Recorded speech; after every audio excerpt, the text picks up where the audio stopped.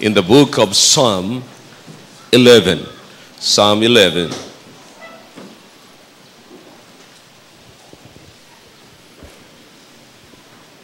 Psalm 11, we'll begin reading from verse number 1. Psalm 11, beginning from verse number 1. At mamaya ho, pupunta po ako sa 2 Timothy chapter 3. Alright, Psalm 11, beginning from verse number 1. If you're there, say aloud, amen. Alright, in the Lord put I my trust. Alright, now you can underline that first sentence right there. In the Lord put I my trust. How say ye to my soul, flee as a bird to your mountain? For lo, the wicked bend their arrow upon the string, that they may privily shoot at the upright in heart. If the foundations be destroyed, what can the righteous do? The Lord is in holy temple. The Lord's throne is in heaven. His eyes behold, his eyelids try the children of men. The Lord trieth the righteous, but the wicked and him that loveth violence his soul hateth. Upon the wicked he shall rain snares, fire and brimstone, and an horrible tempest. This shall be the portion of their cup. Number 7. For the righteous Lord loveth righteousness, his countenance that behold the upright. Now the Bible says in verse number 3, if the foundations be destroyed, what can the righteous do? Mamaya, explain ko po ito sa inyo, but I'm going to talk to you about the time has come. The time has come. Mamaya niyo po maunawaan ng mabuti. Ang title natin, papaliwanag ko po yan sa inyo, and then I'm going to show you this morning the importance of trusting God. The importance of trusting God. You ought to be resolved to trust God. Alam niyo mga kapatid, kanina tinitignan ko, maaari kayong mga naka-uniforme ngayon, nagtatanong kayo, anong relasyon ng simbahang ito sa aking buhay? Anong maibibigay ng simbahang ito sa aking buhay? Maybe kayong nandito lahat na dinala kayo rito sa simbahan by your superior o sino mang superior na nakakasakop sa inyo. Maaaring nagtataka kayo, what is this church is all about? Anong magagawa nito sa akin? Ano ang maidudulot na kasiyahan nito sa akin? Or anong kabutihan na maidudulot nito sa akin? Anong advantage pagka ako ay merong church o nandito ngayon? You know, kasi minsan iniisip natin yan, kasi maraming beses ako nagba-Bible study sa mga units, sa mga offices, you know, at yung ibang uma-attend ng mga Bible studies ay napipilitan lamang sila, and they're wondering, you know, habang nakikinig sila, nagpapakita sila na hindi ako interesado sa sinasabi nito, sapagkat it's all about religion. Let me tell you something this morning bago po ako manalangin. This is not all about religion. This is all about eternity. This is all about God. And you ought to involve God in your eternity. You are foolish this morning if you are going to spend your eternity without God. Because everybody who is here right now in this building, lahat tayong nandito ay meron tayong tinatawag na eternal soul. Tayo ay eternal being. Ang hindi lamang eternal, pag sinabi pong eternal, ang ibig sabihin po niyan ay mabubuhay hanghabang buhay. You see? Yan po ibig sabihin ng eternal. Ang hindi lamang pong eternal sa bahagi ng ating buhay ay yung ating katawan. Pero yung nasa loob ng katawan, which is the real man, yung totoo pong tao, yan po ay eternal. Hindi po yan mamamatay, pero meron lamang dalawang lugar na pwedeng puntahan yan, na doon mo i-spend yung iyong eternity. And that is heaven or hell. You see, one day, kayong mga naka-uniforme, wala na kayo-uniforme.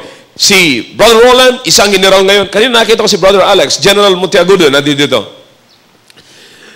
Makita niyo po yan pag ordinary days, naka-uniforme sila, and then as the office required, you know. And then, kayong mga naka-uniforme ngayon, isang araw, tatanggalin niyo yung uniforme na yan. But still, the man inside the house, inside the body, is still eternal. Your uniform is not eternal, but your soul is eternal. You need God.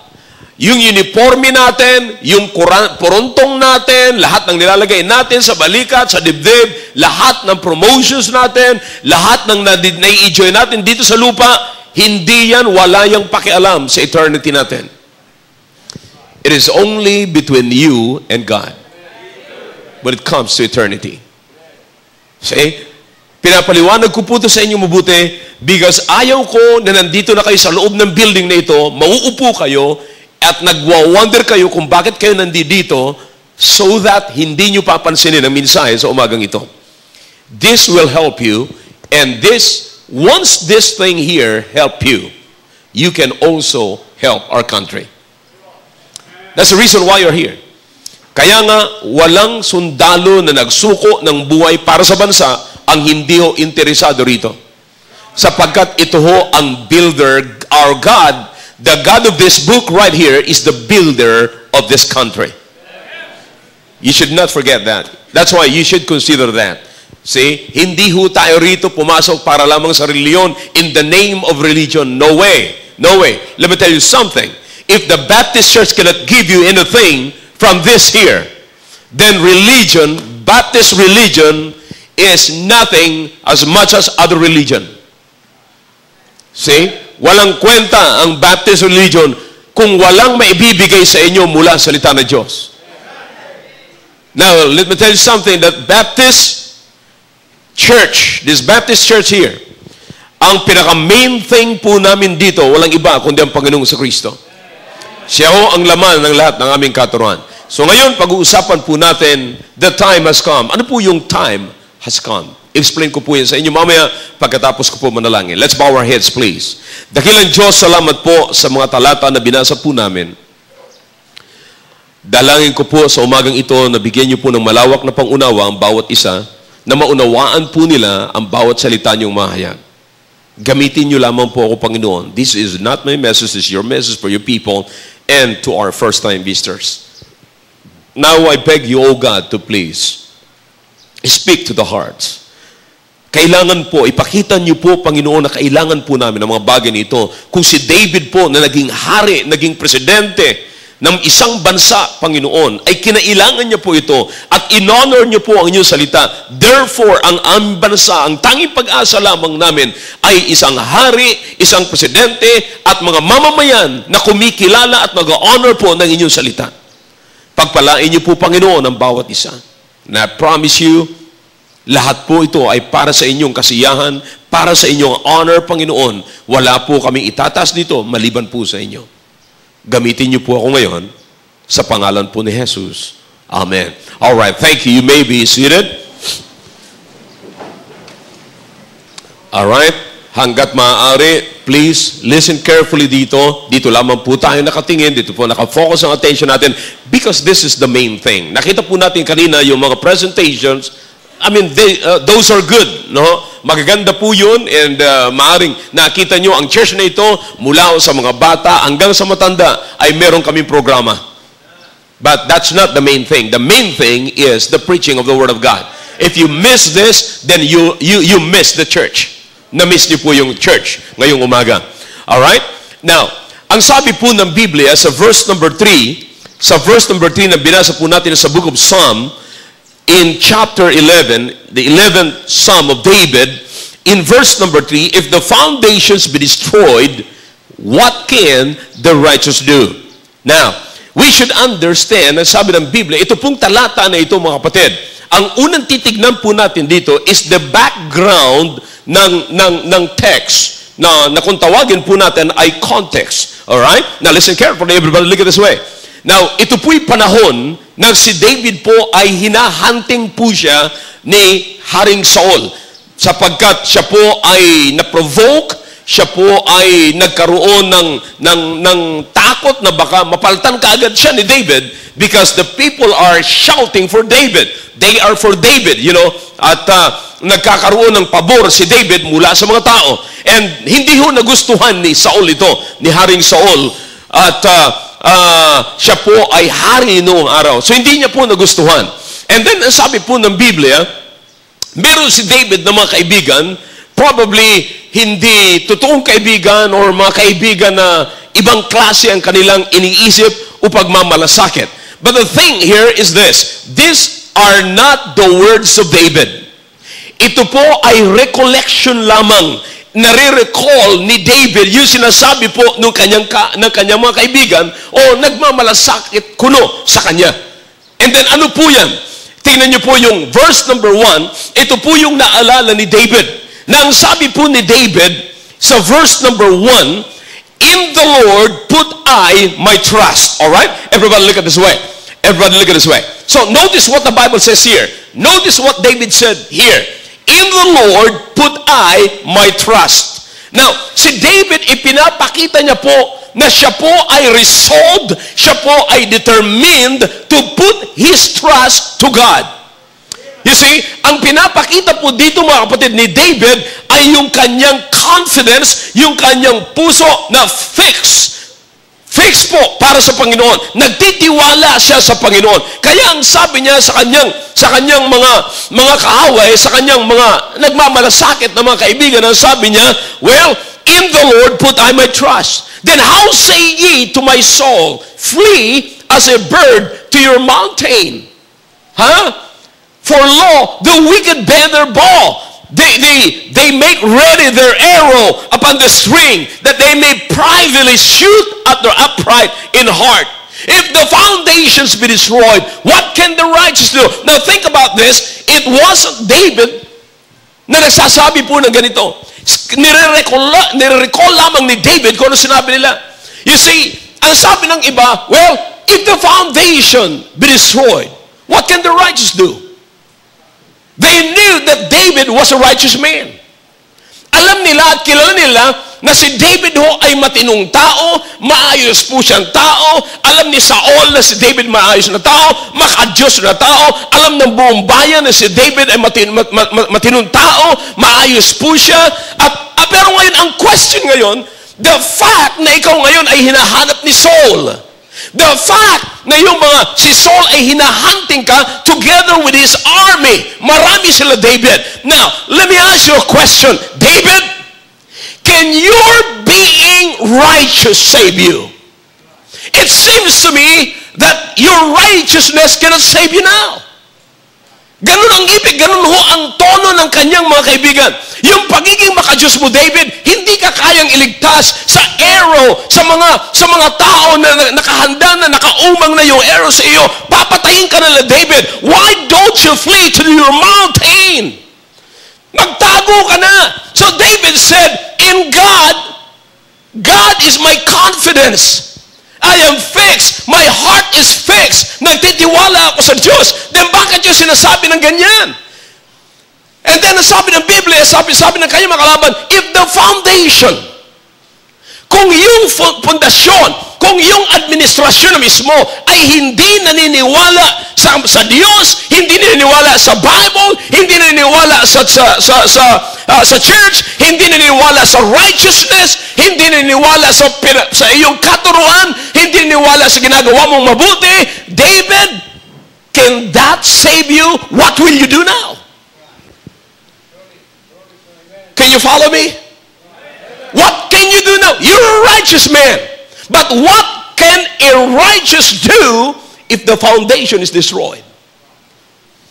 If the administration don't believe that, if the superior don't believe what you believe, ano ngayon ang gagawin mo? Now, listen to me.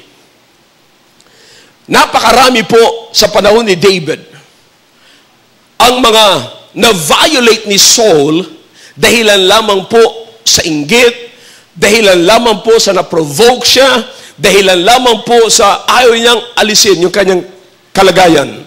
Now, sa panahon ni David, mga kapatid, naranasan po ni David ito na iisa lamang po ang kanyang pagtitiwalaan. Iisa lamang po ang paglalagay niya ng kanyang sarili. In fact, like what I've said, he was being hunted by Saul, and then he was not safe anymore. In verse number 3, hindi na po siya safe sa kanyang lugar. And then, sa sabi ng Biblia, the wicked bend their arrow upon the string. They're ready to kill David. That he cannot find help from the administration in verse number 3 because the foundation has been destroyed. Wala na ho siyang tulong na pwede pang lapitan. But the question is this, para kay David, the foundation has been destroyed. Now what can the righteous like David do? What he's going to do?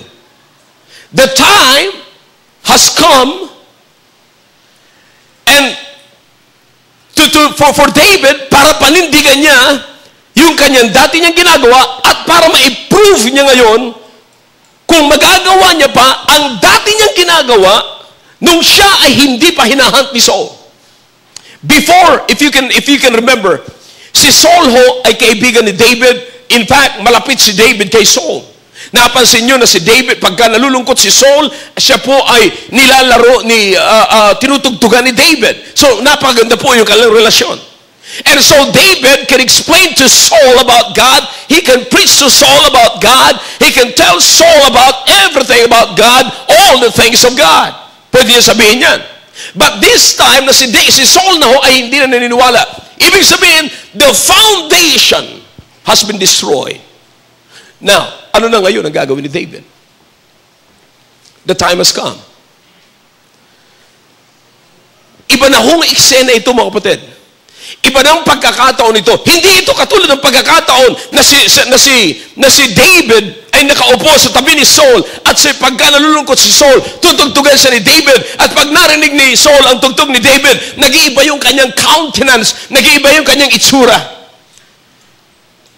But this time, mga kapatid, this is another scene. This is another day for David. The time has come that David has to do something na bago po kay Saul or kung paano niya ma-defend yung kanyang sarili. Now, sa panahon po natin, mga kapatid, sa panahon po natin ngayon, hindi po kakaiba ang buhay po natin sapagkat tayo po ngayon ay nabubuhay na katulad ng pamumuhay ni David noong araw. Mapansin niyo po na ang panahon ay hindi po parating pantay, hindi po palaging pabulusok, hindi po palaging pataas, pabago-bago. But the Bible, if you're going to check the Bible, ang sabi po ng Biblia, yung mga masasama ay lalong magpapakasama. Yan po ang changes na makikita po natin. Now, ang sabi ng Biblia, if the foundation was destroyed, what can the righteous do? Now, bago ko po sabihin sa inyo kung anong gagawin ng mga righteous at ano po ang ginawa ni David, tignan po natin mabuti, mga kapatid, kung ano po ang mangyayari kapag na-break po yung foundation, pag nasira yung foundation. Let me show you something here. In the New Testament, in the book of 2 Timothy, 2 Timothy chapter 3, please. All right. This know also that in the last days, perilous times shall come. Perilous means dangerous. Perilous means terrible. Terrible times shall come. Notice what the Bible says here. Terrible, perilous days. The days. This perilous time shall come. And, I'm telling you, it has come. It has come. Hindi po ito ngayon shall come, pero ito po'y dumating na. The truth is, we are now living in the last days. We're now living in this perilous time. Notice what the Bible says here. Patutunayan ko po sa inyo. For men shall be lovers of their own selves. Nakakita na po ba kayo niyan? Mga makasarili, wala nang ibang inaasikaso kundi yung kanyang sarili. Kubetos, suwapang, makasarili, yung suwapang, buhaya. Yan ang ibig sabihin ng kubetos. Na kinakamkam yung hindi kanya. Boasters, mayayabang, proud, mapagpalalo, blasphemers, disobedient to parents, unthankful, unholy. Let me ask you a question. Nakakita na po ba kayo ng ganitong klaseng pag-uugali ngayon? Disobedient to parents. Now, ang ibig ko sabihin, mga kapatid, ang tinatanong ko po, sabi ni Paul kay Timothy, this know also that in the last days, perilous times shall come. Pero kung nakikita na po natin ito ngayon, it has come. Nandito na po ito ngayon. Dumating na po sa atin ngayon. Now, ang sabi ng Biblia, without natural affection, truth breakers, false accusers. Meron na ba kayong alam niyan? Mapagbintang, ina-accuse ka ng hindi tama. Incontinent, fierce, despisers of those that are good. Sinisira yung mga tama, yung mga mabubuti, sinisiraan. And then traitors, mga traidor, heady, high-minded, lovers of pleasures more than lovers of God. Nakakita na po ba kayo ngayon? In fact, kaya po dumadami ang pasugalan natin sa bansang ito, nagpapahayag lamang po yan. Ang tawag po nila dyan is maliban sa entertainment, yung sugalang. Alam mo kasino yan eh. Amusement. Yeah. Amusement. Bakit dumadami po sa atin dito ngayon ang mga kasino, ang mga pasugalan? Sapagkat ang tawag po nila dyan ay amusement. Pero sa totoo lang mga kapatid, yan ang amusement na merong covetousness. Wala akong nagsusugal na hindi po gustong makuha yung pera ng kanyang kaskalaban. Lahat po niyang gusto lang makita ang pera ng kanyang kalaban. So, what is that? If that is what they call amusement, then why we are putting up itong mga maraming mga pasugalan ito sa paligid po natin? Dumadami ang sabungan, lahat ng uri ng pasugalan in any forms. Makikita niyo na po sa ating bansa. What is that? If that is amusement, if that is what they call amusement, then makikita niyo naman po ang simbahan nagbabawas po ng mga tao. Habang dumadami ang mga tao sa pasugalan, kumukunti ho ang tao sa simbahan. Habang dumadami ang tao sa sabungan, kumukunti ang tao sa simbahan. Habang dumadami ang tao sa sinihan, kumukunti naman ang tao sa simbahan. Habang dumadami ang tao sa mga beer houses, sa mga inuman, kumukunti naman ang tao sa simbahan. Why is that? Because people, we are now living in the last days, the time has come that many people are lovers of pleasures rather than lovers of God. I hope this is clear. Now, what else? Ang sabi ng Biblia, having a form of godliness, paano mo ipapaliwanag yan? Katatapos lamang ng lovers of pleasures more than lovers of God. And thou having a form of godliness, anong ibig sabihin po niyan?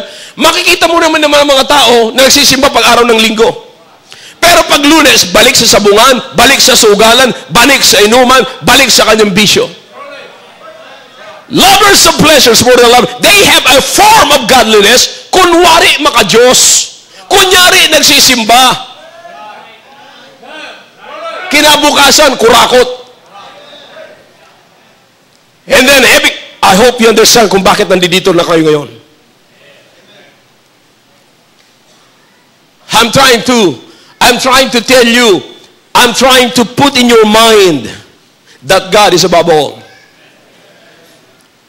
And then, for of this sort are they which creep into houses and lead captive silly women, laden with sins, led away with divers lusts, ever learning and never able to come to the knowledge of the truth. Now, makikita nyo po yan hanggang dyan po sa katapusan mga kapatid. Verse number 13. Verse number 13. Look at this. But evil men and seducers shall what? Wax wars and wars, deceiving and being deceived. Now, ano po ang ibig sabihin nito mga kapatid? The time has come. The time has come. Nakita po natin kay David, sabi na, ang tanong sa kanya, ng kanyang mga kaibigan, what are you going to do when the time has come? When the wars will wax wars and wars, what can you do? If you are being hunted by the illegal, then what can the righteous do? Ang pinipilit niya ba, well, may magagawa ba ang mga simba-simba? May mga magagawa ba ang Bible sa kapanahunan na ito? Sa tagutom, may magagawa ba yung praise the Lord? Praise the Lord? Ha?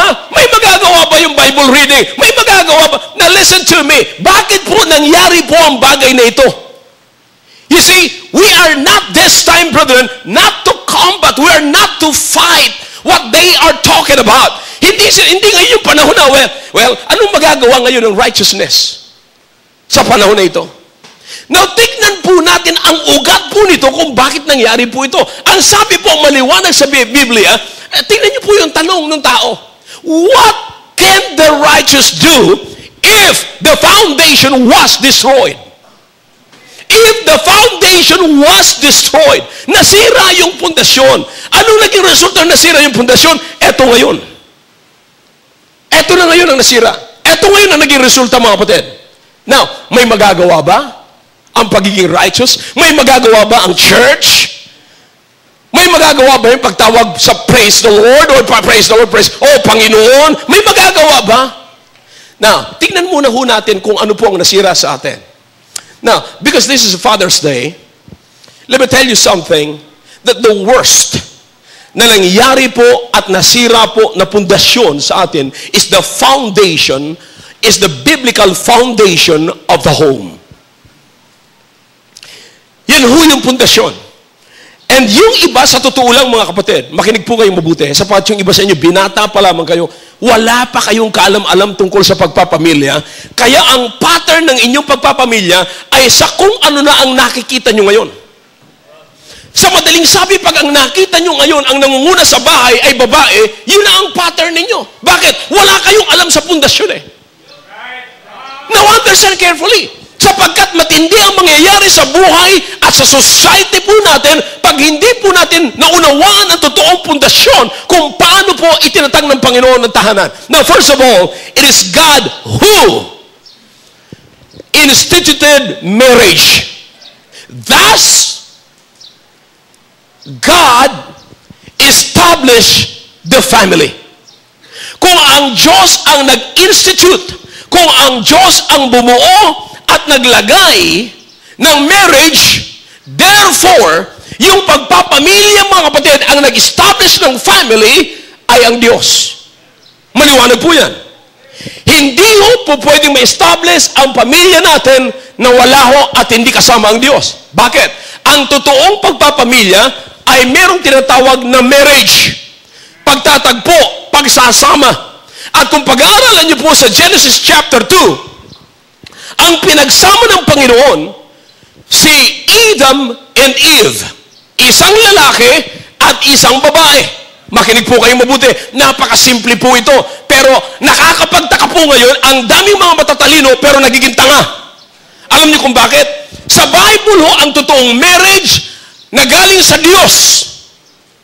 Sapagkat, makinig kayong mabuti, sapagkat ngayon nagkiklaim na rin sila na galing din sila sa Diyos. Now, ano po yung galing sa Diyos?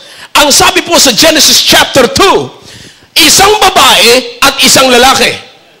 Hindi po parehas babae at hindi parehas lalaki. Now, magugulat kayo ngayon. Sino ngayon ang nagpapalabas ngayon na ang parehas lalaki ay pwede nang ikasal? Matataas ang pinag-aralan. It is even approved by the President of the United States of America.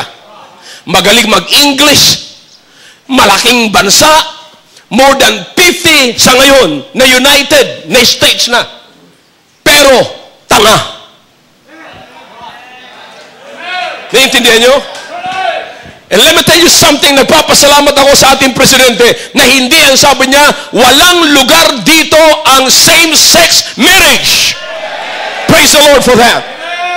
You see, we cannot pervert the program of God. We cannot pervert the system of God. We cannot pervert the way of God. Listen, this is God's way. But let me tell you something. This is what they are trying to destroy right now. Now, okay, maliwanag. Parehas, hindi parehas lalaki, hindi parehas babae. Alright? Isang lalaki, isang babae. Pinagsasama ng Diyos. Pinagsasama ng Diyos. Na ang sabi ng Biblia, anumang pinagsama ng Diyos ay hindi papagpahiwalayan ng tao. May lawyer po tayo dito, nandito si Attorney Quiñones, mismo lawyer na yun, hindi siya naniniwala sa annulment, hindi siya naniniwala sa divorce, sapagkat ang Biblia ay hindi nagtuturo po niyan. Anumang pinagsama ng Diyos ay hindi pwede papaghiwalayin ng tao. Sa madaling sabi, kahit na sino ang pumirma sa papel na yan, yan ay papel lamang.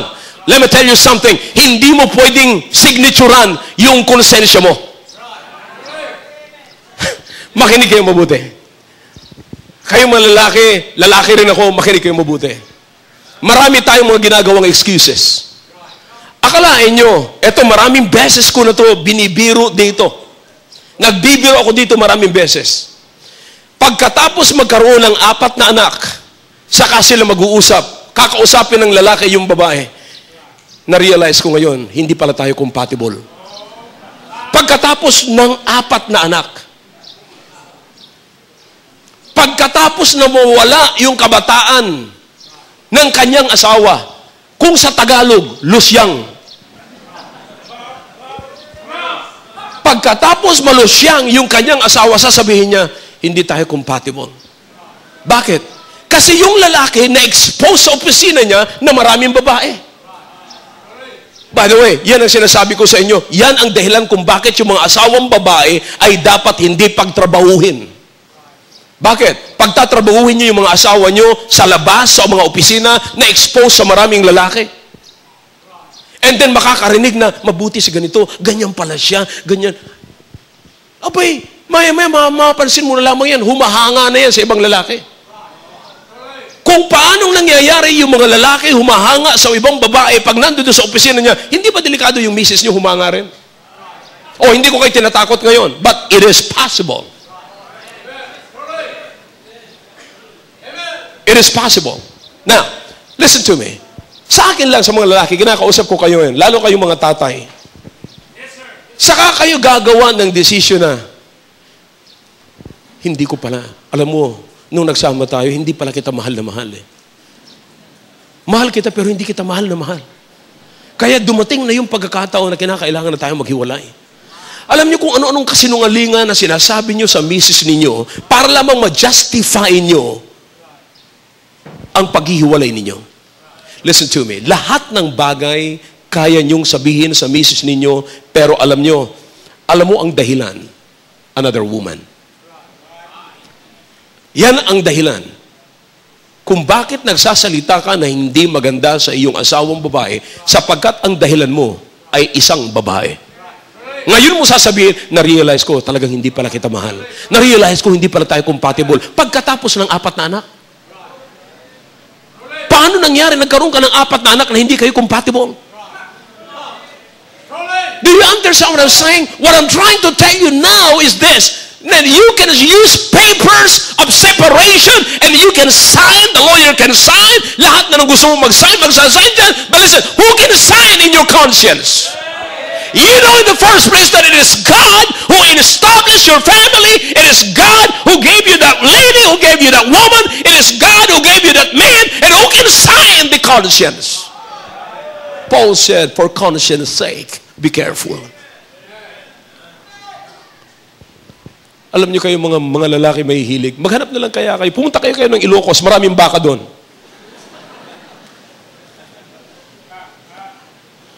Ako po'y naaawa sa mga babae, sa mga nanay na iniiwanan ng mga lalaki, no? Ng mga tatay. At kung ano-ano pang rason na gagawin. Tapos, gagawin pa yung yung babae na anumang sasabihin ng babae, gagawin niyang rason yun, grounds para ma-justify niya yung kanyang kalukuhan. Listen to me. If you are a man in taking advantage of woman, you are not a man. Let me say this again. If you are a man taking advantage of woman, you are not a man.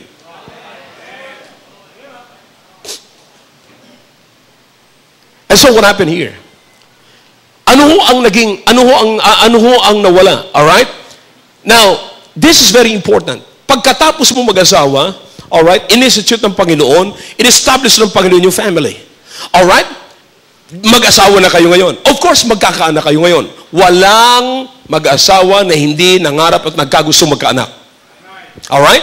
Now, alam ng Panginoon yan. That's why in Deuteronomy chapter 6, binigyan tayo ng Diyos ng gabay kung paano natin palalakihin ang ating mga anak. Kung paano natin i-raise yung ating mga anak. Mula chapter 7 hanggang verse number 9, ibinigay po dyan kung paano natin palalakihin yung ating mga anak. Now, pay attention here, pay attention. Ayokong ma-miss nyo po yung progression ng mensaheng ito. Alright? Now, so pagkatapos po niya, nakasulat po doon. Now, what is the main thing there? Word of God. Word of God. You see? Ano sabi? Tuturuan mo ang iyong mga anak tungkol sa salita ng Diyos. Tuturuan mo para makilala niya ang totoong Diyos. Now, listen to me. Once you miss the Word of God, you will miss also the true God. Now, sa madaling sabi ho, mga kapatid, pag nawala sa iyo ang salita ng Diyos, then mawawala sa iyo ang tunay na Diyos, magsasamba ka ngayon ng isang Diyos-Diyosan at hindi totoong Diyos, na ang tawag po doon ay spiritual immorality. If you are not worshiping the true God, the creator of heaven and earth, the God of this book right here, and our God, let me tell you something. It will lead you to spiritual immorality. And listen to me, spiritual immorality will lead you also to physical immorality. Now, sana makikita niyo po yung chain, mga kapatid. Napakahalaga. Kaya sinasabi ko, may mga kabataan ngayon, makinig kayong mabuti, mga young people, you better listen to me. Now, kaya maraming young people, hindi kayo interesado sa salita ng Diyos, tingnan niyo ang buhay niyo kung papunta kayo saan. This world is very immoral. This world is very wicked. This world is not pure, and nobody in this world who live without God that is stay pure. Wala hong mga tao na natili sa ibabaw ng lupang ito. At alam niyo naman siguro, mga kapatid, kung anong klaseng pananampalataya, anong klaseng grupo ng mga tao na hindi naniniwala rito, kaya okay sa kanila ang magkaroon ng 5 hanggat kaya mo na asawa. At pinagsasama-sama sa isang bubong. Kapatid, sinasabi ko po sa inyo, anumang grupo kayo, mag-Katoliko kayo, mag-Muslim kayo, hanggat pinagsasama nyo ang inyong mga babae sa loob ng isang building na yan, wala kayong respeto sa kapwa nyo tao.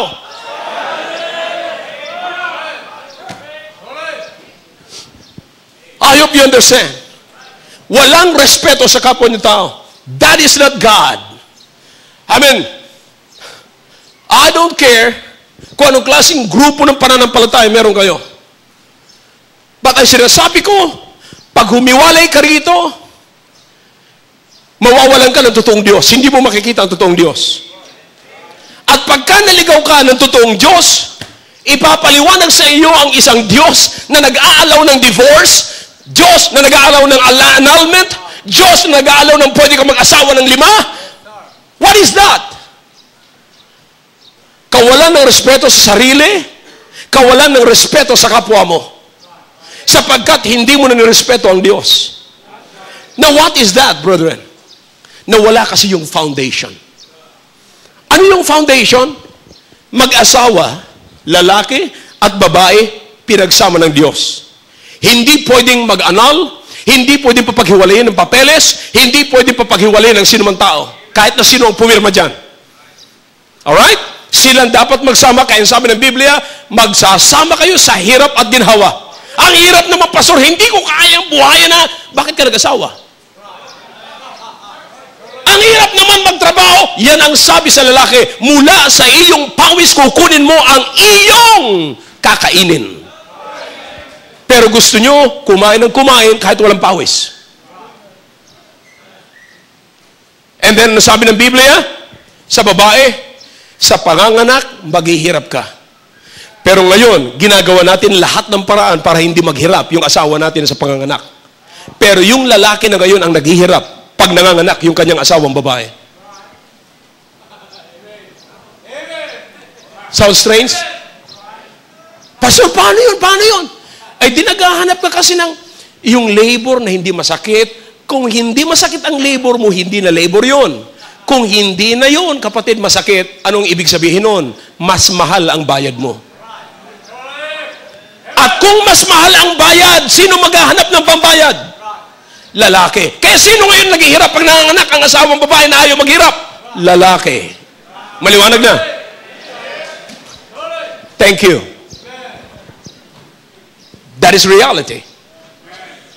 Pero sabi ng Bible, sa paglabas mo ng paganganak mo, maghihirap ka. At your desire is not yours. Your desire shall be to thy husband.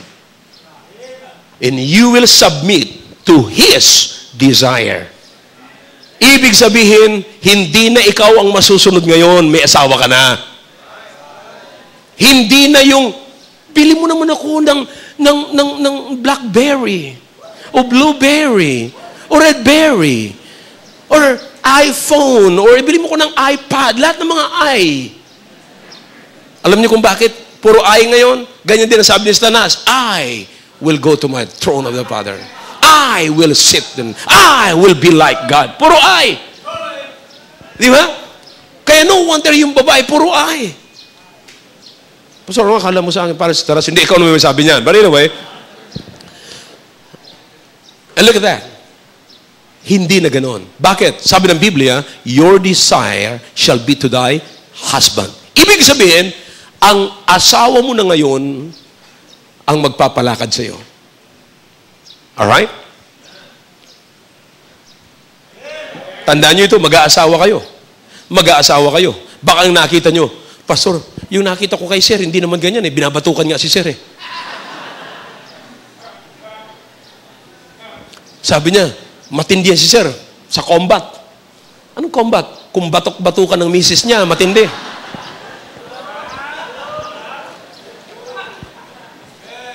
Now, do you understand what I'm talking about? Pag ito ho'y na-pervert natin, pag ito ho ay nabaliktad natin, then the foundation is destroyed. So what else now? Alright? Sinasabi ko ang kahalagahan, pagka ang mga young people, hindi natin napamahal sa salita ng Diyos, hindi nila makikilala ang totoong Diyos, magkakaroon sila ng iba't ibang Diyos-Diyosan, kaya no wonder kung bakit ang mga young people ngayon ay na-involved sa immorality, physical immorality, sapagkat unang na-involved sila sa spiritual immorality. Spiritual immorality. Hindi nila nakilala ang totoong Diyos. So what happened now? Alright? Eto na ho ngayon. Tuloy-tuloy. Hanggang sa may generation natin tayo ngayon na hindi na halos pinapansin ang Bible. Did you notice this? That Bible is no longer the issue in the home today. Bible is no big deal in our home today. Bible is no longer an issue to the minds of our young people today. Wala na! Pagpunta sa simbahan, oh, no big deal. Saka na. Babangon ako. Pagka medyo maayos ang gising ko, magsisimba ako. Pero pagka hindi, God is no longer the issue sa mga individual po ngayon. No. No. Napilitan pumunta sa church. Pumunta sa church. Katulad ng iba ngayon, tulog. Tinutulugan yung simbahan. So wala yung Diyos, mga kapatid. Pagdating sa bahay ngayon, anong ginawa natin? Tinanggal natin yung prayer time. Pinaltan po natin ng television. Tinanggal natin yung family time. Pinaltan ng mga text messages. Pinaltan ngayon yung Bible reading. Ano ang kapalit? Internet. Anong makukuha natin sa mga young people ngayon? Nothing but spiritual immorality. Nothing but spiritual immorality. So what happened next? The foundation has been destroyed. Ngayon, meron tayo ngayong henerasyon na hindi na nagrespeto sa Biblia. Ngayon nagtatanong na sila ngayon, what can the Bible do? What can the church do? What can being a member of the choir do? Ngayon nakikita pa natin ngayon, ang pinakamalaking question ngayon is this: why the wicked is prospering and the people who believe in God are in deep poverty? So the answer is, it is vain to serve the Lord. Wala nang kwenta. Bakit pasimba-simba ka naman pag uwi mo gutom? Pa-Bible ka naman pag uwi mo naglalakad. Pa-Bible, praise the Lord, praise the Lord. Akala mo kung sinong mayaman na may Diyos. Pag uwi mo, walang ulam. So para bang it is vain to serve the Lord na? Now what can the righteous do? What can Bible study do? What can the Bible do? What can prayer do? Ano na magagawa ng panalangin nyo? Ano magagawa ng soul winning nyo? Ano magagawa ng pagsuko ng buhay sa Panginoon? Anong gagawin ng Bible school? Anong gagawin ng Sunday school? If the foundation was destroyed, may magagawa ba? All right. I hope you understand. This time, tingnan natin yung sagot ni David. Let's go to the Bible. I hope you're following me. Sabi ni David, in the Lord put I my trust. Bakit yung sinasabi sa akin na tumakas ako at pumunta ako sa bundok?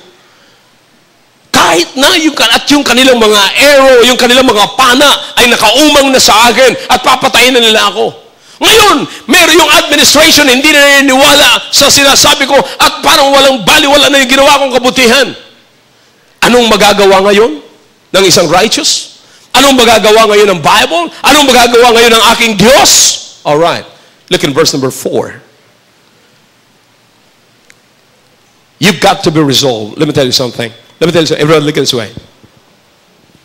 The time has come that you must be resolved or determined. Now, let me tell you something. Sabi ng Bible, sabi ng mga kaibigan ni David o mga kumukontra kay David, what can the righteous do? Sino po yung righteous? Sino po yung righteous? Set up straight, please. Set up straight. Set up straight. Set up straight. Listen carefully. Anong magagawa ng matuwid? Sino po yung matuwid? Yung naniniwala sa Diyos. Yung naniniwala po rito. Yan o ang mga matuwid. Yung naniniwala sa paggawa ng mabuti. What can the righteous do? Sino po yung righteous? Yung mga alam nilang makasalanan sila pero nagsisi sila ng kanilang kasalanan at tinanggap nila ang Panginoong sa Kristo bilang sariling tagapagligtas. Ngayon, ang kanilang pagtitiwala ay nasa Diyos at wala sa kakayanan ng tao. The righteous. Notice this. Anong magagawa? Look at David. Tingnan na po natin ang ating Bible. Alright? I'm almost done here. You've got to be resolved when the time has come. Be resolved that there is a God in heaven. Again, maring hindi napansin. I said, be resolved if you believe in God, brethren, and somebody destroyed the foundation of what you believe. Somebody destroyed what you believe. Somebody do not believe what you believe. But listen to me. Maaari sasabihin mo, Pastor, anong gagawin ko ngayon? Now, maging determinado ka that there is still a God in heaven. The Bible says here in verse number 4, the Lord is in His holy temple. The Lord's throne is in heaven. There is a God in heaven. Let me tell you this. The Lord is in His holy temple in heaven. He is out of our sight, but we are not out of His sight. Maaring hindi mo nakikita ang Diyos, pero wag mong sabihin na hindi ka nakikita ng Diyos. Bless God. My God is in heaven. He is in His throne, beholding me. He can see me. He can see my steps. He can watch my steps. Lahat na nangyayari sa buhay ko, lahat ng kailangan ko, alam pa rin ng Diyos ko. Bakit? Bagamat hindi ko siya nakikita, pero nakikita niya pa ako. Paul said, but my God shall supply all my needs. He can see you. Oh yeah. Maaaring sasabihin mo, Pastor, parang walang nangyayari Pastor, anong gagawin ko? Hindi naniwala. Listen to me. There's still God in heaven. Let me ask you a question. Who can dethrone God? Sinong makakapagtanggal sa trono ng Diyos? Yung hindi pagpaniwala ng boss mo? Naalala ko, may mga general na akala mo kung mo nagka-star lang dito, gusto nang dumami ang kanyang star. Mas marami daw ang kanyang star kaysa mga star sa langit. Dadalawa o tatatlo o apatin mo natin ang star mo sa balikat. Ilan ang star sa langit na ginawa ng Diyos? At tapos sasabihin, hindi na siya niniwala sa Diyos? Let me tell you something. Walang sinumang powerful na tao sa ibabaw ng mundong ito na nabuhay na pwede makapagtanggal sa trono sa Diyos sa kanyang trono. God is still on His throne, and let me tell you something, as long as God is in His throne and He is your God, then you can still hope in Him. There is still hope in Him. May pag-aasa pa rin sa Diyos at pwede ka pa rin umasa sa Diyos at pwede ka pa rin mag-expect ng blessing mula sa Diyos as long as God is in His temple, as long as God is in His holy temple, holy throne. Sabi ng iba, well, hindi na yata ako napapansin ng Diyos. Hindi ko makita ang Diyos Hindi sapagkat hindi mo nakikita ang Diyos, wala na ang Diyos. Sabi ni David, alam ng Diyos ang aking inaapakan. Alam niya kung saan ako pupunta. Alam niya kung anong iniisip ko. Not only that, let's take a look kung ano pa sinabi ni David. Not only that there is a God in heaven, but this God governs the world. I don't know about you. Sabi ni David, in Him, in my God will I put my trust. All right? If the foundation was destroyed, well, my God is still in His throne. And He is, sabi ng Biblia, please turn your Bibles in the book of Job chapter 38. Sa kaliwa nyo lang bubuklatin mga kapatid. Papunta yan sa Job. Chapter 38 of the book of Job in verse number 33. Alright? Ano sabi niya kay Job? Knowest thou the ordinances of heaven? Knowest thou the ordinances of heaven? Canst thou set the dominion thereof in the earth? What is that dominion? Government. Canst thou set? Sino ang nag-set ng government sa mundong ito? Diyos.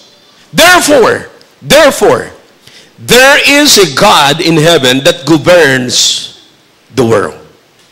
Siya ang nagkukontrol, mga kapatid, ng sanglibutan ito. Bagamat may mga rebelde tayong mga presidente na hindi naniniwala sa Diyos, na hindi ho yan ang katapusan. Kapatid, sino ang lumikha ng langit at lupa? Diyos. Sino ang nagtatag ng gobyerno? Diyos. In fact, ang Diyos ang nagsasabi pa na irespeto natin ang batas ng ating bansa. Whatever happened, please be resolved, be determined that there is a God in heaven. Second, that God who is in His throne in heaven controls everything, governs the world. Siya ang nangunguna. Not only that, number 3, that this God perfectly knows every man's character. Notice in verse number 4 ng chapter 11 ng book of Psalm. Notice in verse number 4. The Lord is in His holy temple. The Lord's throne is in heaven. His eyes behold. His eyelids try the children of men. So what is that? Siya po ay naniniwala na kitang-kita ng Diyos ang lahat ng mga pag-uugali ng mga tao sa ibabaw ng lupang ito at direksyon ng mga tao dito at alam niya kung anong iniisip ng mga tao rito, alam niya kung anong nasa puso ng mga tao rito. He knows everything. Not only that. Number 4, that if He afflict good people, it is for their trial and for their good. Notice in verse number 5. The Lord trieth the righteous, but the wicked in him that loveth violence, his soul hateth. Ano sabi ni David? Ano ang sagot niya? Sabi niya, well, kung nakikita niyo man ang mga tao naghihirap, yung mga mabubuti ay meron silang tinatamasang hirap. Well, it is because God trieth His people. Sinusubukan niya ang kanyang mga anak. Lahat ng mga paghihirap ng tao mata-turn into trials. But brother, if that is a trial, that's not the end. If that is a trial, that's not the main thing. David knows what's going on. Kaya sabi niya, in Him I put my trust. Sa Diyos ako, God is my confidence. Ay bakit sasabihin mo sa akin nung lumayo ako sa Diyos? Alam niyo mga kapatid, ang napakaganda rito. Ang napakaganda po rito, si David ay punong-puno ng prinsipyo ng salita ng Diyos. At yung prinsipyo ng salita ng Diyos, ang pinakampundasyon ni David. Just like us. It can happen to us. Listen to me. Merong pong kasabihan. I don't know if you heard about this. Merong kasabihan na yung puno, habang inuuga mo, napapabilis daw yung tubo nung puno at lalong nagro-root.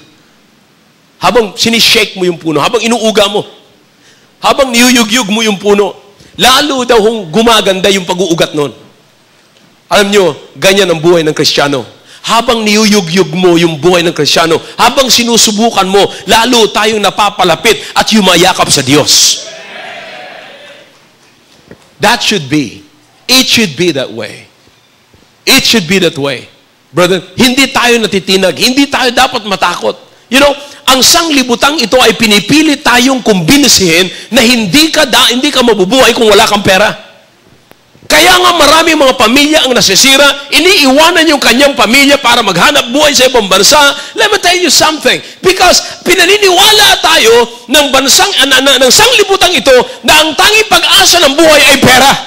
Kaya nakafocus ang tao sa pera. Pera, pera, pera, pera, pera. Hanggang sa makita mo ba, pahamak ang tao, bumabagsak sa immorality because of money. Money. Bakit? Kinukumbinsi tayo. Hey, young people, makinig kayo mabuti. Pag nakakita kayo ng gadgets, anong iisipin nyo? Kailangan ko ng pera. Kaya pag sana naman makakuha ko ng boyfriend na magbibigay sa akin ng BlackBerry. Pag binigyan niya ako ng BlackBerry, sasagutin ko na siya. Pag binigyan niya ako ng iPad, sasagutin ko na siya. Alam mong dapat sa iyo, pad. Yung pamalo. Para mahataw ka. Kinukumbinsi tayo ng mundo na pagka wala kang cellphone, mahirap mabuhay. You understand that? Nagtataka lamang ako mga kapatid na kahit na maliliit na bata ngayon, binibigyan ng kanilang mga magulang ng cellphone na para bang iba na, sasabihin nila, iba na ang buhay ngayon. Alam nyo, nakita ko lang ng pagkakaiba, walang prinsipyo ng salita ng Diyos. Noong araw may salita ng Diyos. Ngayon, sapagkat dumami na ang gadgets, bibigyan na rin natin ng gadgets yung mga maliliit hanggang sa nagkakaroon na rin sila ng mga cellphones na isang araw makikita nyo mga kapatid. Oh man, I'm telling you, kahit na dito sa simbahan, habang nagpa-practice yung choir, makikita nyo po yung ibang mga young people, yung maliliit pa, mga bata pa. Busy. Ang bibilis pati. May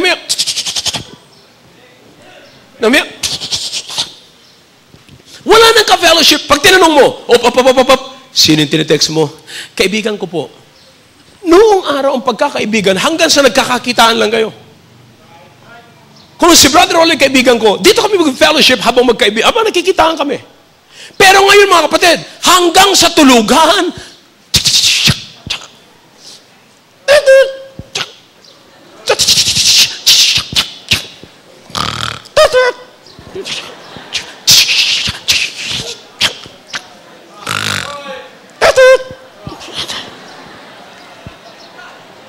naunawaan niyo kung ano nangyayari?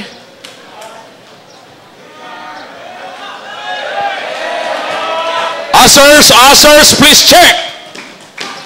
Kung ilang mga babae ang dumudukot sa bag nila, nandiyan ang cellphone. Psst. Amen, amen.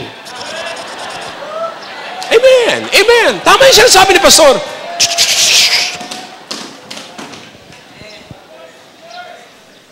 Nakikita niyo po ba kung anong klaseng stress, anong klaseng pressure meron tayo ngayon?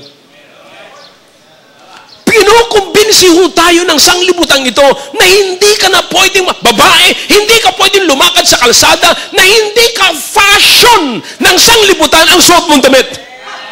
Kinakailangan nakahang dito, kinakailangan kita ang balikat, kinakailangan kita ang pusot, kinakailangan kita ang tatak ng inyong mga lumang tipan. Kinukumbinsi kayo ng mundo na kinakailangan pag lumakad kayo dyan, dapat nakalabas ang kilikili, dapat nakita ang puno ng bundok. Let me ask you a question. Magkano ang binta ninyo? Sabihin din naman, Pastor, bakit nyo ina-advertise? Of course, yung iba sa inyo, kahit balutin nyo, para rin naka-advertise. But anyway, ang ibig ko sabihin, mga kapatid, pagka ipinapakita nyo yan, may gusto kayo mangyari. Na kinukumbinsi tayo ng mundo na hindi tayo mabubuhay sa ibabaw ng lupang ito, na ang ating mga pananamit ay maayos na pananamit. Kinukumbinsi tayo ng mundo na ang mga lalaki kinakailangan magkaroon ng hikaw, kinakailangan mag-isura din kayong babae, kaya nga magsasalita rin na good night in the morning. Makikita niyo po mga kapatid ng mga lalaki, halos lahat ng lalaki pag nagsalita, palagi na lamang padulas. Ay nako. Mga kapatid, bata pa. Mami. Paglaki niyan, ay si Mami. Makikita ka mga kapatid, ang tiyan, ang laki ng tiyan, kung ganun-ganon, kapangit-pangit pa. Hindi naman sa pagano mga kapatid, kapangit-pangit na itsura. May pang nagsalita, ay, hi, kumusta? Magbata, magmatanda, bakla, ay, nako! Asar na ako. Listen, pinipili tayong paniwalain ng mundo. Look, kung anong pinapaniwalaan nila. Anong pinipilit sa ating paniwalain? May rights din daw sila. Paano ikukorek ang kanilang rights na sila'y wrong? May wrong sila, wala silang rights.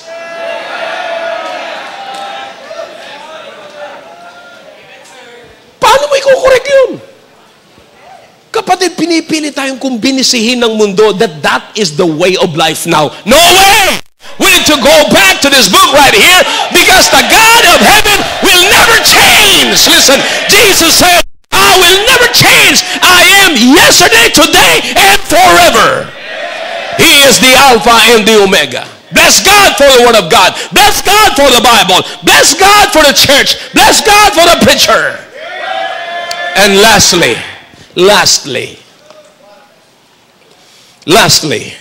look at the verse in verse number 7. Boy, I like this. Verse number 7. For the righteous Lord loveth righteousness, his countenance doth behold the upright. What is that? For the righteous Lord loveth righteousness. Ano po ang ibig sabihin nito? Above all, and the greatest of all, God loveth the righteous people. I don't care, brother. Listen to me. Hindi po ako nandito nagsasalita sa inyo para kilitiin kayo at magustuhan nyo. Galing naman ng pastor na yon. Ang sabi niya, kahit na nagkakasala ka, anyway, patatawarin ka naman ng Diyos because God is love.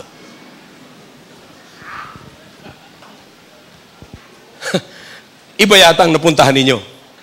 Pastor ang nagsasabing, if you're smoking, you're stupid. If you're drinking alcohol, you're stupid. If you love your sin, you're stupid. Hindi yung, tasapan nyo. Amen, amen, amen, amen. God is love, God is love. No way. No way. Listen to me. Hindi ho ako nandito para magustuhan ninyo. Nandito ako para matuwa ang Diyos. And if I am preaching righteousness to you, and I'm preaching His word to you, if I'm giving His message to you, then God loveth the righteous people who is preaching His word, who is preaching His own message na maayos at tama sa tao. Listen, what you need is not my thought. What you need is not my principle. What you need is not my opinion. What you need is the very message of God. And this word right here, right here, right here, right here. This will build your life. This will bless your life. This can build your family. This is what you need. That's why we're inviting you here. That's the reason why your army people are here. That's why you are for your first-time visitors this morning. Hindi lamang namin kayo inimbita mga kapatid because of the Father's Day. Kaya lang ginamit namin yung Father's Day para mapunta kayo rito sapagkat hindi kayo mapupunta rito kung hindi namin sabihin, Father's Day.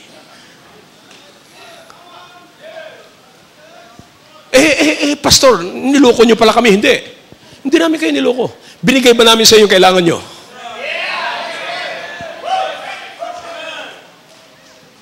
Listen, this is what you need.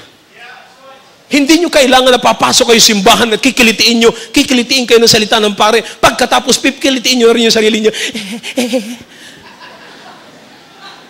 No, I'm not attacking any religion. What you need is the truth. Because the truth will set you free. I don't care kung paglabas nyo rito, lasing na naman kayo mamaya. Pero habang naglalasing kayo at hanggang sa mawalang pagkalasing ninyo, alam nyo, isang araw sa kursesyo nakatanim na, merong isang tama akong narinig, merong isang prinsipyo na aking narinig, maganda sa aking sarili, maganda sa aking asawa, maganda sa aking mga anak, maganda sa aking pamilya, maganda sa ibang tao, makakatulong sa aking bansa. Listen to me, if you are a Philippine, you better love this country. And if you love this country, you need this book right here. Ang bansa, mga kapatid, hindi puro puno. Ang bansang ito ay hindi ito naging bansa dahilan sa puno. Ang bansang ito ay hindi naging bansa dahilan sa dagat. Ang bansang ito ay hindi naging bansa dahilan sa bundok. Ang bansang ito ay hindi naging bansa dahilan sa kalsada. O sa magandang mga caves at lahat, magandang mga tourist spot. No! Ang bansang ito ay naging bansa dahilan sa nandito ka sapagkat ikaw ay isang taong nilikha ng Diyos, ikaw ay isang tao na nanggaling sa Diyos, ang buhay mo ay galing sa Diyos, therefore ang iyong pamumuhay dapat nakabatay sa salita ng Diyos. I hope I'm clear this morning. If the foundation was destroyed, can the Bible help? Can the church help? Can the preaching of the Word of God help? Remember this. Hindi nawawala ang Diyos sa trono niya. Mawala man ang mga taong naniniwala sa Diyos, pero ang Diyos ay hindi mawawala. Magwala man ang mga tao na hindi naniniwala sa Diyos, pero ang Diyos ay hindi nagwawala. Alam niya ang kanyang ginagawa, and He can control everything. This morning, I hope you understand kung bakit nandito kayo. Hindi kayo pinapunta rito para matulog. Hindi kayo dito pumunta para mag-comply. Hindi kayo pumunta rito para lamang magpalipas ng oras. Pumunta kayo rito because we know one day you can help our country through this. If my people shall call, if my people shall believe, if my people will preach, kapatid, yan ang pinakang solusyon sa problema ng ating bansa. Ano ang problema ng ating bansa? Problema ng individuals. Kaya pag nasolusyonan natin yung problema ng individuals, masosolusyonan natin yung problema ng bansa. Hindi po natin i-address yung problema ng kahoy. Hindi po natin i-address yung problema ng kalsada. I-address natin yung problema ng tao. Why? Because nation is people. This morning, Ano ang kailangan natin? Keep on believing God. Kung ngayon ka pa lamang nakapunta rito at nakarinig ng itong klase mensahe, all you can do this morning is believe in the name of the Lord Jesus Christ. Accept Him as your Lord and personal Savior. Call upon His name. Ano sabi ng Biblia? Maliligtas ka. Tanggapin mo muna siya bilang Panginoon ng iyong buhay. It means changing your way and cleaving to God's way. That's it. Ito ho ang kasagutan. Shall we all stand, please? Father, thank you for your words. Thank you for the message. Now I beg you, sa panahon na katulad po nito, help us what to do, O God. Help us to keep on believing that there is a God in heaven. And that God that is in heaven is still in His throne, beholding us and controlling and can control the whole world. Thank you, O God, that you love us. Thank you, O God, that you love our righteous way. Hindi man kami paniwalaan ng maraming tao, hindi man kami paniwalaan ng aming boss, hindi man kami paniwalaan ng aming kaibigan, ng aming kapatid. Pero kayo po, na aming Diyos, ay patuloy na nagmamahal po sa amin. Hindi po kami nag-i-exist sa ibabaw ng lupang ito para mahalin ang kapwa namin. Pero kami po ay nag-i-exist dito to fulfill your purpose in our lives. Thank you, O God, that we can. Thank you that we have your book, the Bible, O God, our guide to fulfill what you want for our lives. Thank you. Bless the hearts of your people and as well as our first-time visitors this morning. Speak to them, O God. Your heads bowed, your eyes are closed. God is speaking to your hearts through that message this morning. Just step out of your seat and come forward, kneel down, and talk to God. Sige po. Kausapin po natin ang Panginoon.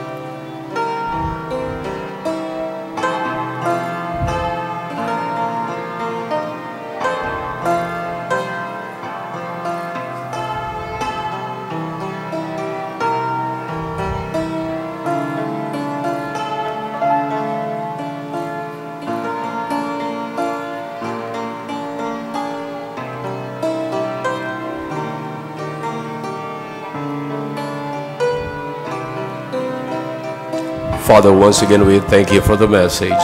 Now I beg you to please speak to the hearts of your people now. Hindi lamang po dito, Panginoon, sa harapan ng altar, kundi maging sa paglabas po namin. Nais po namin ang aming mga first-time visitors, aalis po rito, Panginoon, na meron po silang katiyakan ng kalangitan. Meron po silang magandang relasyon sa inyo. Ang relasyon na kayo po ay aming Diyos. Hindi lamang po alam namin na kayo po ang Diyos at kayo po ang lumikha ng langit at lupa, kundi alam po namin na kayo po ang aming Diyos at ang aming tagapagligtas. Huwag niyo po silang paintulutan na lumabas na wala po silang kakilalang tagapagligtas. Iligtas niyo po sila. Hindi sa dahilan sa pag-anib, Panginoon, sa reliyon, kundi sa pagtanggap sa person ng Panginoong Kristo bilang sariling tagapagligtas. Salamat po at pagpalain niyo po ang bawat isa na lumapit po sa altar na ito. Sa pangalan po ni Jesus. Amen.